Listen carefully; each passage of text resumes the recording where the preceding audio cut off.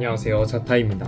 유튜버는 돈을 어떻게 버는가에 대해서 알아보도록 하겠습니다. 조회수 수익 말고도 광고를 받는다든지 협찬을 받는다든지 그런 형태를 많이 알고 계실 텐데, 사실 그거 이외에도 되게 여러 가지 방법으로 돈을 벌 수가 있거든요. 10가지 정도 소개를 해드릴 건데, 아는 거부터 첫 번째 시작해 볼게요. 일단 조회수 수익이라는 게 있죠. 조회수 수익을 조금 더 구체적으로 이야기를 해보자면, 일반 조회수 수익이랑 프리미엄 구독을 하시는 분들의 조회수 수익이 있습니다. 사실 채널의 성격에 따라서 프리미엄 구독자가 얼마나 많은지는 아마 다를 텐데, 그거는 저도 잘 모르겠네요.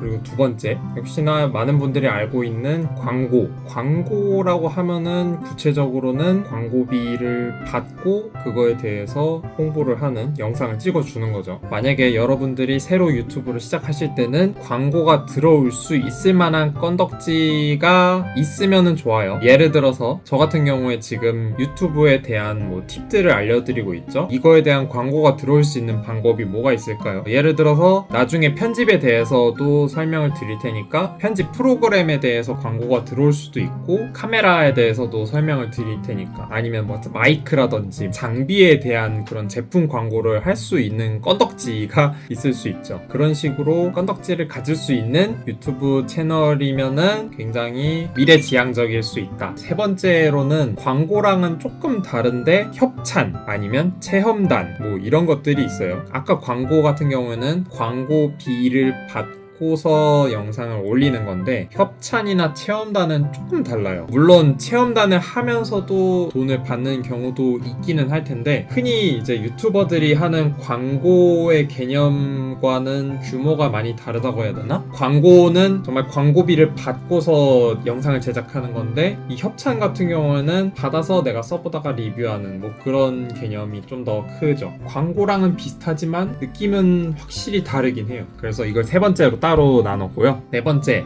슈퍼챗, 슈퍼땡스. 유튜브에서 생방송 하는 거 보시면 중간중간 이제 후원 알림이 이렇게 올라가는 게 있는데, 유튜브 라이브에서는 슈퍼챗이라고 하고, 유튜브 영상을 보다가 어떤 댓글이 있는데 댓글 옆에 돈이 써져 있어요. 그것들은 슈퍼땡스라고 합니다. 제가 이제 편집자 할 때는 슈퍼챗이나 슈퍼땡스를 받아본 적은 없어가지고 정확히는 모르겠는데, 대충 30에서 40% 정도 수수료를 뗀다고 생각하시면 되고요. 그리고 다섯 번째, 멤버십이 생겼습니다. 구독제가 생겼는데, 유튜브 프리미엄이랑은 별개로 이 유튜버에게 별도의 멤버십을 가입하는 구조예요. 가격은 정하기 나름인데, 멤버십을 가입한 구독자분들에게는 별다른 혜택을 또 줄 수가 있는데, 멤버십을 가입한 분들만 볼 수 있는 영상을 올린다든지, 별도로 제작한 이모티콘을 사용할 수 있게 한다든지, 나중에 팬미팅이나 굿즈 이런 거 할 때 우선권을 드린다든지,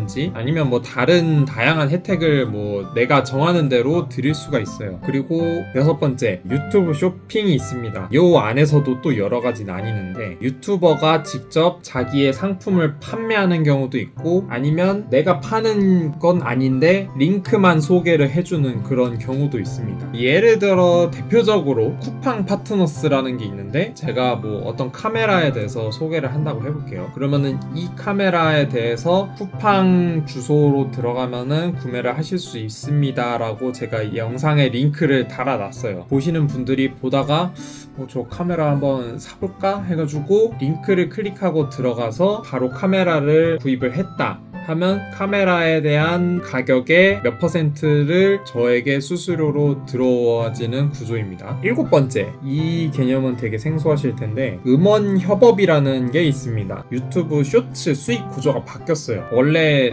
유튜브 같은 경우에는 저작권 음악을 사용하면은 영상의 수익이 음원 저작권자에게 가게 되어 있습니다. 영상을 내가 열심히 만들었지만 저작권 있는 음악을 사용했기 때문에 수익은 음악 저작권자에게 줄게, 이렇게 돼 있었는데, 이렇게 하다 보니까 이제 숏폼의 시대가 왔잖아요. 근데 틱톡이 엄청 완전 라이징 스타로 떠올랐는데, 유튜브도 트래픽을 뺏기면 안 되잖아요. 틱톡한테 지면 안 되니까. 그래서 수익 구조를 좀 변경을 합니다. 저작권이 있는 노래를 사용하더라도 유튜브 크리에이터한테 수익이 가도록. 자, 그래서 쇼츠 수익 구조가 일부는 유튜버에게 가고 일부는 음원 저작권자에게 가게 되어 있는데, 그러면은 음악을 만드는 사람도 사실 내 음악을 유튜버들이 많이 써주면은 나도 돈을 벌 수 있으니까 좋겠다 라고 생각을 해서 음원 협업 업체들이라는 게 생기게 됩니다. 그래서 유튜버에서 쓰일만한 음악을 만들어서 유튜버들과 계약을 합니다.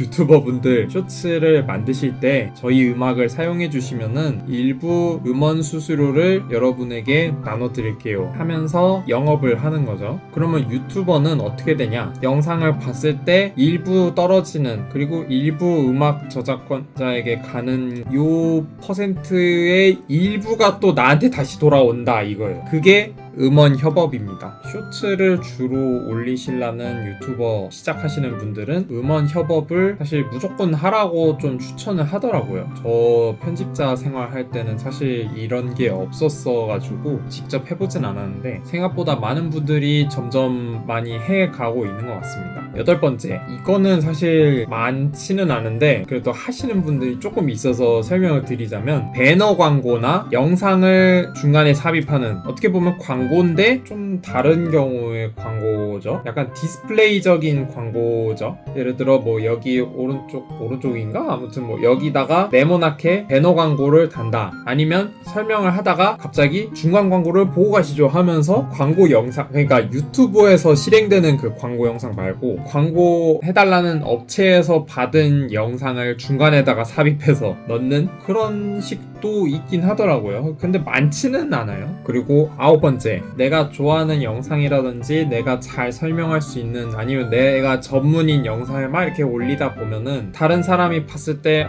이 사람 그래도 좀 전문가인가 보다 하면서 이 유튜버에게 강의라든지 기업 교육이라든지 이런 제의가 들어올 때가 있습니다. 건너 들은 사례 중에 유튜브 채널도 직접 봤거든요. 구독자는 막 그렇게 엄청 많진 않았어요. 그렇다고 조회수도 그렇게 많진 않았어요. 근데 이분이 나중에 뭐 대학교에서 수업도 하게 되면서 하던 일이 되게 많이 변했다고 하는 분이 있었어요. 그러니까 지금 무슨 말을 하려는 거냐면, 구독자나 조회수 상관없이 내가 전문적으로 보여줄 수 있는 거나 내가 자신 있게 표현할 수 있는 게 있다면은 아낌없이 표현을 하시고, 그거에 대해서 또 다른 제의가 들어올 수 있어요. 그러니까 너무 빨리 10만 구독자, 100만 구독자가 돼야지 뭔가 나도 이제 떳떳하게 뭔가 할 수 있는데 라고 생각하실 필요가 없다는 거죠. 컨텐츠 자체가 중요하다고 생각해요, 저는. 그리고 마지막으로 10번째는 굿즈 혹은 팬미팅을 진행하는 방식인데, 이거는 확실히 구독자 수가 좀 받쳐줘야 됩니다. 구독자 수가 어떻게 보면 팬층이라고 생각이 들거든요. 구독자가 많은데 팬층이랄 게 없다 하는 경우가 있을라나?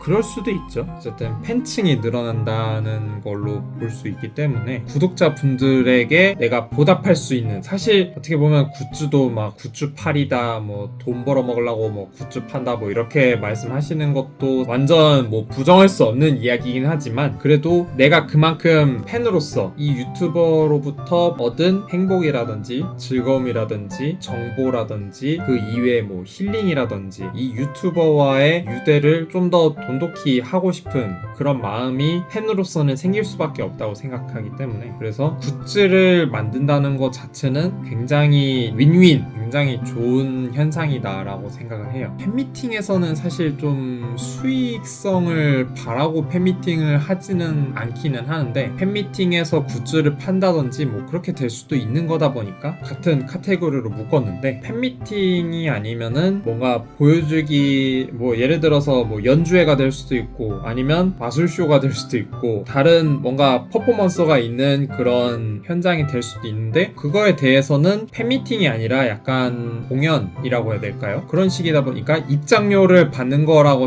팬미팅 같은데 또 입장료를 받는 거에 대해서는 그거는 돈은 충분히 받을 수 있다고 생각해요. 그냥 단순히 팬미팅만 진행한다고 했을 때는 돈을 따로 받지는 않는 것 같고, 굿즈나 팬미팅은 다시 한번 말씀드리면은 팬층과의 유대가 돈독해야 그만큼 시너지가 많이 나기 때문에 이것도 사실 돈적으로 가면은 생산하는 수량이 많아져야 단가가 낮아지면서 마진이 많이 남을 수 있기 때문에 그래서 굿즈를 할 때는 웬만하면 기를 많이 모아야 좋습니다. 아무튼 오늘 또 10가지 수익 구조에 대해서 또 이야기하다 보니 또 시간이 오래 됐는데 이야기하면서 또 재밌었던 것 같네요. 이거 말고도 사실 다른 방법으로 또 뭔가 돈을 벌 수 있는 방법은 아마 존재할 거예요. 여러분도 이 유튜브를 만약에 시작할 때 일단은 뭐 조회수부터 저 조회수 그 기준부터 뚫어야 되는데 라고 너무 그렇게만 생각하실 필요 없이 여러 가지 방법이 있으니까 유튜브 올리시는 거 포기하지 말고 화이팅 하시길 바랍니다. 그럼 오늘은 여기까지.